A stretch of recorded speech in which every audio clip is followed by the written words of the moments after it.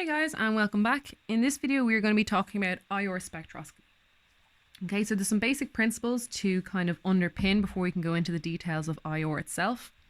So in terms of the absorbance of light energy, so whether that be visible or IR or UV, if you have an electron that's in a low energy orbital, if you hit it with the right amount of energy, what will happen is the electron will jump up to the higher energy orbital, okay? But it's a very discrete package of energy it has to be hit with. So if, let's say, the difference between these energy levels is 5 units, okay, so it doesn't really matter what you say the units are. If I were to get a light and let's say it had an energy of 3 units, okay, nothing will happen at all. However, if I were to hit it with energy or light, or heat for that matter, that was equal to 5 units, what will happen then is the electron will receive exactly the amount of energy it needs to bounce up to the higher energy level.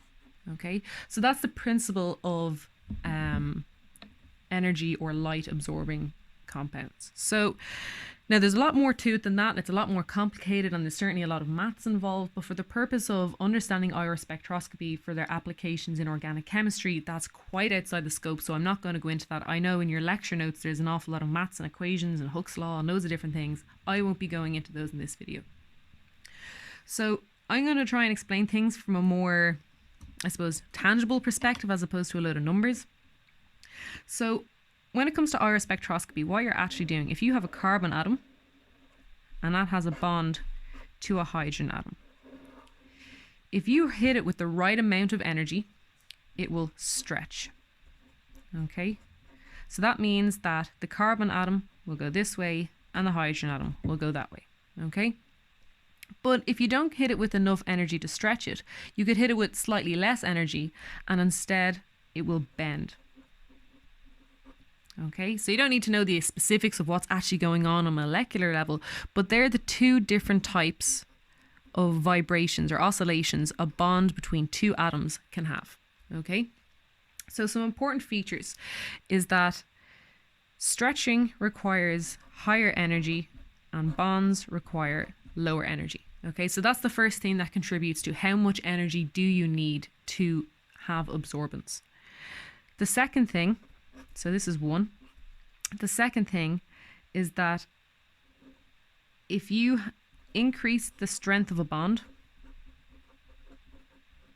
so if you streng strength, let's hope that's right. If you increase the bond strength, you increase the energy needed. Okay, so what that means is that if you have a carbon hydrogen single bond, okay, or no, sorry, I want to say carbon hydrogen. If you have a carbon carbon single bond or a carbon carbon double bond, your double bond will need much more energy than your carbon carbon single bond. And similarly, if you have a carbon carbon triple bond, so if you have an alkyne, that will need more energy to stretch than a double bond, which will need more energy to stretch than a single bond. Okay, some other features are that heavy atoms require less energy than light atoms. So heavy needs less energy than light. Okay, and an example of that, if you take a carbon hydrogen bond, you need about 3,000 units. So we won't really discuss the units too much, but they're measured in centimeters to the -1. They're referred to as the wave numbers. But if you have a carbon iodine bond, you need 500 centimeters to the -1. Okay, so the stronger the bond, the lighter the atom, or alternatively you can consider the shorter the bond as well, because shorter bonds are stronger bonds, generally speaking. You need more energy to bend them and stretch them. Okay, and I think it's definitely easiest in the context of stronger bonds, because if it's a really strong bond, if you're stretching it, you're trying to pull the two atoms away from each other. So if it's a really strong bond, you need more energy to do that. Okay, so what does that mean in terms of how it will look? So this is something I printed off because I thought it might be a little easier to see, okay, and visualize what I'm talking about. So if you take the carbon-oxygen double bond, so a carbonyl, this is probably the most important, I would say, region to understand very well out of all of them when it comes to using IR spectroscopy in organic chemistry. And I'll go into it in quite a bit more detail. Okay, so you have up here your CH stretches, okay, whether that's alkynyl, alkenyl, or alkyl, okay, they're all up around in this area, and so are OHs and NHs, okay. Down here below 1,000, it's generally considered not useful, and I'll show you why now in a minute. It's because there's usually so much going on, because if you think of how many carbons and hydrogens there are, and the energy for the stretch, or sorry, for the bend of a carbon hydrogen is around 1,300, but you have an awful lot of bends, or a lot of the energies required for bond bending tend to be down here. Okay, so there's an exception that doesn't really apply to you guys, but I'll try to explain that now in a minute with a couple examples. So as I said, the carbonyl region is by far the most important of them all, in my humble opinion. Okay, so I think I wrote them all out. Yes, I did. Okay, so if you compare the different carbonyl compounds you have, okay, you have amides, carboxylic acids, ketones, aldehydes, esters, and acid chlorides. We've seen these briefly when we were talking about the synthesis of amides. So as you can see, what's happening here is as you go down this list, the resonance, or sorry, not the resonance, the energy required starts to increase. Okay, and hopefully you might be able to see why that may be. So if you compare common features of, say, amides and carboxylic acids, it's the fact that there's resonance forms. Okay, so remember, your amide and your carboxylic acid can do resonance. Okay, so that means that part of the time the structure of your amide looks something like this. Okay, so let's say hypothetically half the time you're over here and half the time you're over there. That means while you draw an amide with a double bond, sometimes it's actually a single bond between the carbon and the oxygen. Okay, so for that reason, it's easier to stretch, and that's why you need lower numbers. And the same for the carboxylic acid. Okay, so if you have O minus and OH with a plus here, okay, because of the fact that some of the time you have a single bond here, the wave number you need is less than if, for example, you have a ketone or an aldehyde, which doesn't have a resonance structure. Okay, and hopefully it's obvious as well why the amide has the lowest number, because N plus is a lot more stable than O plus. Okay, so you end up over here a good bit more than you do in this case. So in this case, most of the time it's in the double bond form and it's spending less time over here. Okay, so again, I don't believe at all that you need to know the details of why the resonance numbers are this way, but instead of just learning them off by heart, sometimes it can be very helpful to actually understand the pattern behind it. Okay, so as I said, ketones and aldehydes have no resonance, so they kind of come up in the middle. So esters are kind of an interesting one, okay, because esters can actually have resonance. Okay, so you will be able to see that sometimes you will have this structure here. Okay, so sometimes you do have a single bond instead of a double bond at that carbonyl. So why is it then that it requires more energy to stretch or bend a carbonyl of an ester than in the case of an aldehyde or a ketone? Okay, so the most likely reason for that is if you take the structure of your ester. Okay, as you know, you have delta minus, delta plus, and delta minus here. Okay, if you compare that to the structure of, say, this aldehyde, okay, you have your delta minus and your delta plus as well, except in this case your delta plus is relatively small, but in this one it's relatively big. Okay, and the reason for that is because you have two electronegative atoms pulling electron density away from the carbon at all times.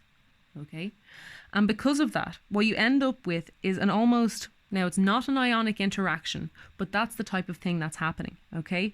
Because your carbon is so positively charged, or so partially positively charged, you start to have an attraction between the slightly negative oxygen, the slightly positive carbon, so they actually start to become attracted towards each other.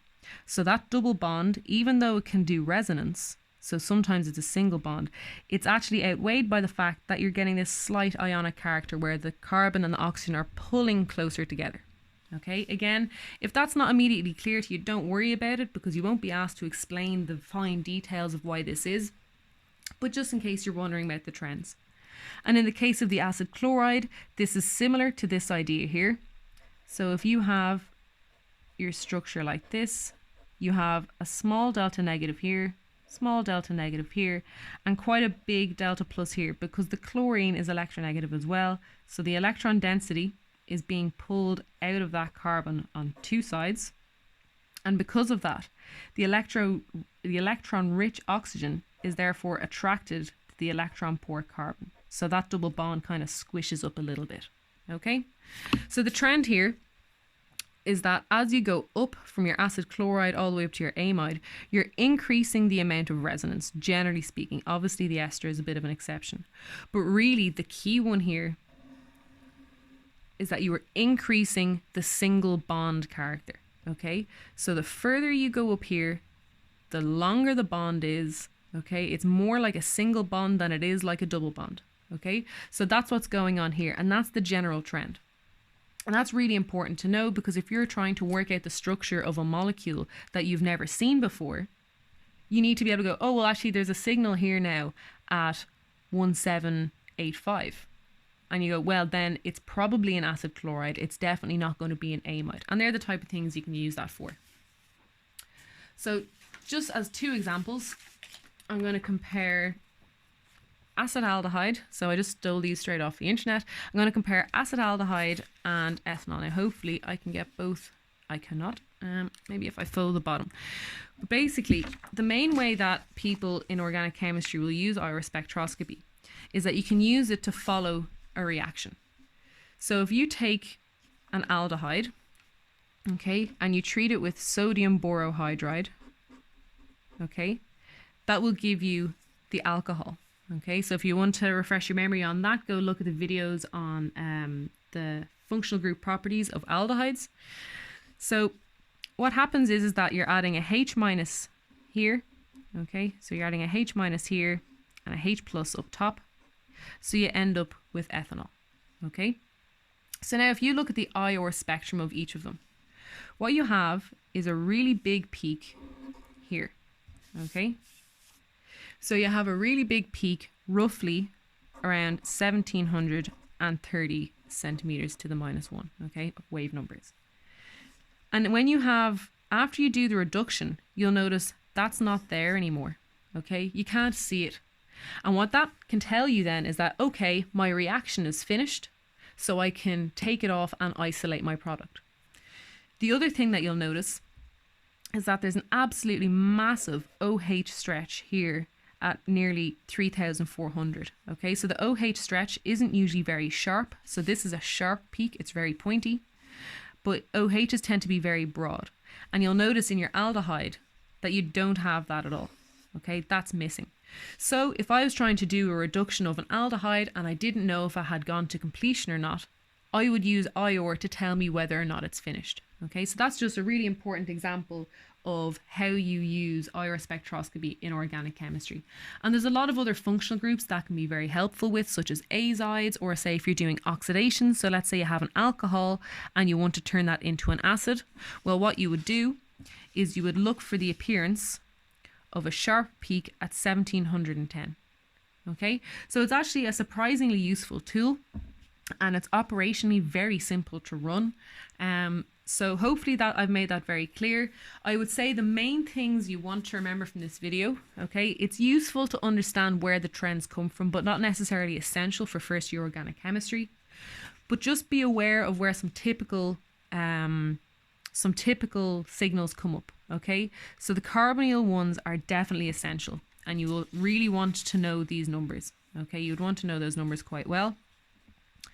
And then you'd also want to be familiar with the CH stretch, the OH stretch, and the NH stretch. So there are some very important ones, and they always come up in the exact same place. So there's only a few you need to really learn, but once you remember them, then it should be straightforward answering a question on this type of thing. And if I have the time, I will do an example of the type of questions you see on our spectroscopy, but they're in your past paper, so you should be able to see those yourselves. So as always, these videos are made for Cystic Fibrosis Ireland, a fundraiser that I'm doing to try and raise money for charity. So please check out the GoFundMe in the description down below. So I think there's only one more video I'm going to make on materials from the lecture notes, because someone asked me to do one on SN1 and SN2 type reactions. After that, I'm going to try and do as many past paper like questions as I can. So I'm not going to take them directly from your past papers, because I'm not sure if UCD would be very happy if I was making videos of all their solutions. But certainly I'll make questions up myself that are based very closely on the past papers. So thanks very much, guys, and I will see you again soon.